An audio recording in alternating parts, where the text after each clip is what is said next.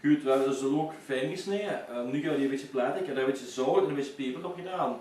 Waarom? Want die zout en peper dat is een beetje een grove korrel. En dan, als je dat dan zo gaat samen platten, dat ga je een beetje puree maken.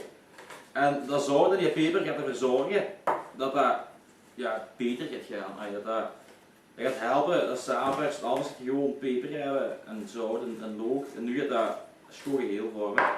Dus dat is goed genoeg. Het belangrijkste is dat je de olie ziet, je ziet dat die look wat vochtig wordt. Op het moment dat dat zover is, dan moet dat wat bij je uit, want dat moet toch ongeveer samen garen.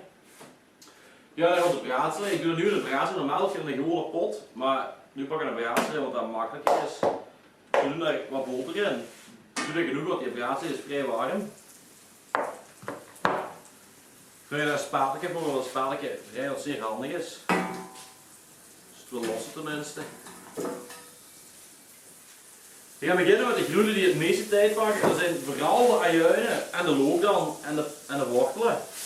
We gaan eerst zorgen dat onze braadslee of onze pan of pot goed vettig is. Als dat niet vettig genoeg is, dan gaat dat ervoor zorgen dat ja, die groenten die gaan plakken. Dus als je dat wat vettig maakt, dan gaat het vooral ervoor dat het niet plakt. Dus we gaan nu onze ajuin pakken en er volledig in doen.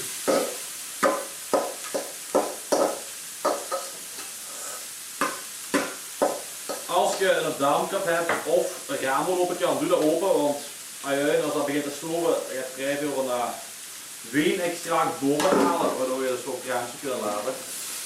En dat nu gaan erin doen allemaal. Dan gaan we het raam openzetten.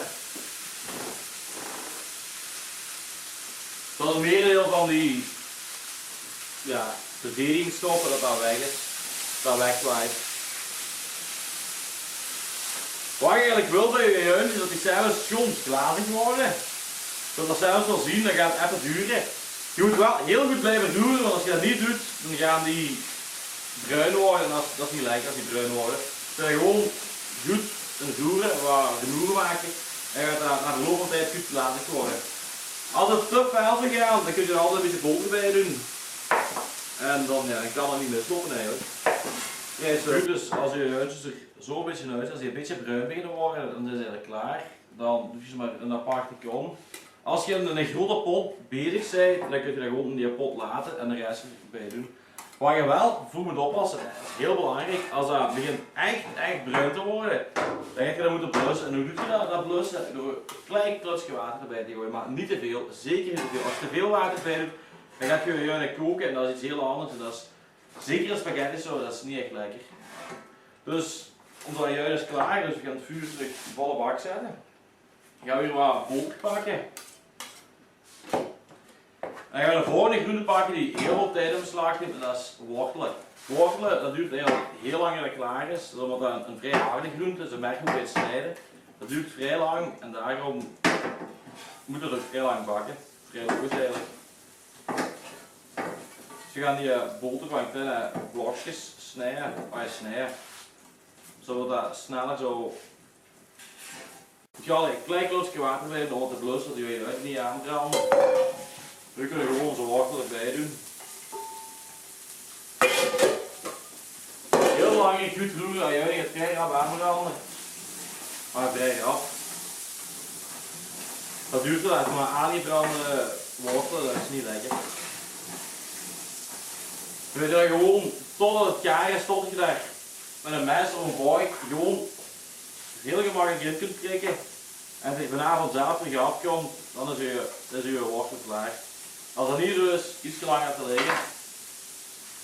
En ja, blijven roeren dat de hele kant te lang op de vlamkant blijft. Dat is ook een aanbranden. Goed, dus de wortelen die zijn juist klaar. We gaan die saus, we gaan eerst een grote pot opgezet met een beetje boter en dan gaan we saus ajuintjes in doen. En vrij snel daarna de wortelen, dat is om die wortelen een klein beetje verder te jagen. Maar nu hier de braadsel op met een beetje boter in. En dan gaan we beginnen met het gehakt. Dat duurt ook vrij lang. Als je veel vuren hebt, gelijk thuis, dan moet je dat een beetje allemaal tegelijk. Het beste om gehakt klaar te maken is gewoon een hele klomp of een 2 klompen erin te gooien. En dan als je een braadslee hebt, met van die spateltjes, zo een beetje kapot te maken. Zie je dat er altijd genoeg boter in is, dat dat niet zwart wordt, dat moet een beetje bruin worden, vrij bruin worden, dat het niet meer grauw is. Als het rauw is, ja, dan heb je de salmonella en al die andere vieze ziektes. Dus zie je dat goed gaar is. Maar ja, zorg dat je voldoende boter dat het niet zwaar is. Want zwaar dat is ook niet goed. Dus even kijken naar onze boter. Ik denk dat die bijna klaar is. Ja, die is kijk goed. Ja, dan onze ajuintjes bijgooien. Eerst ajuintjes, alles eerst ajuinen. Die gaan hier een klein beetje stomen, dat is niet veel. Een klein beetje, maar dat moet.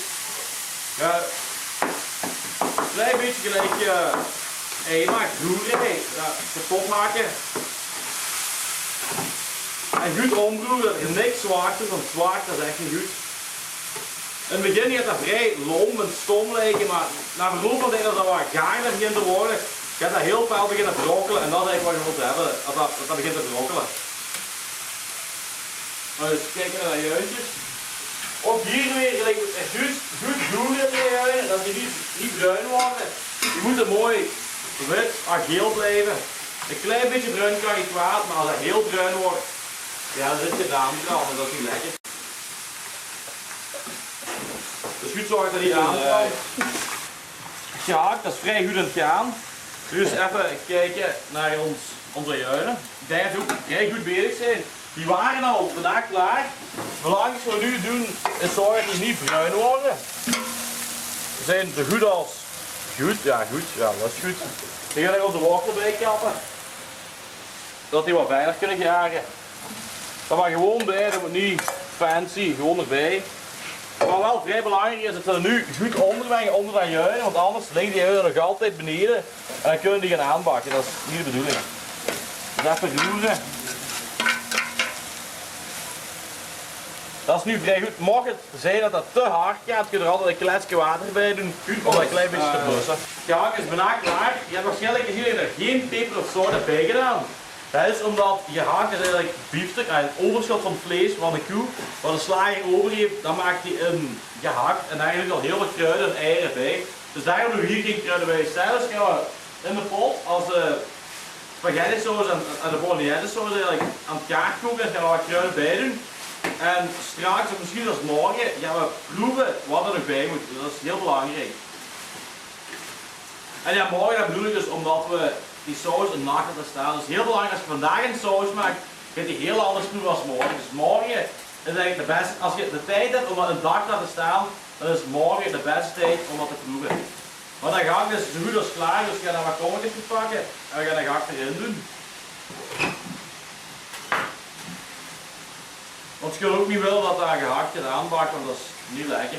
En ook niet gezond waarschijnlijk. We hebben dus ons gehakt uit de braadse gehaald. We gaan dat nu in het ding doen. Als je dat thuis maakt en je hebt pannen en potten, doe dat het gehakt heel zeker in een andere pot. Dus nu zit ik dat in de grote pot. Ja, een beetje in het roeren. Even een handdoek pakken.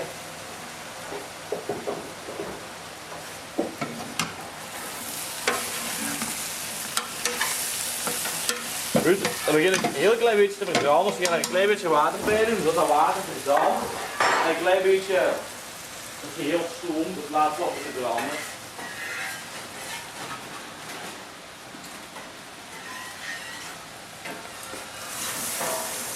Niet te veel water, een klein kletsje maken. We gaan ook onze courgette en onze champignon toevoegen. Want dat maar heel weinig moet klaarkoken. Dus we gaan er nu pak 5 minuten erin doen. En dan gaan we direct ons vocht, ons tomatensap en onze tomatenblokjes erbij doen.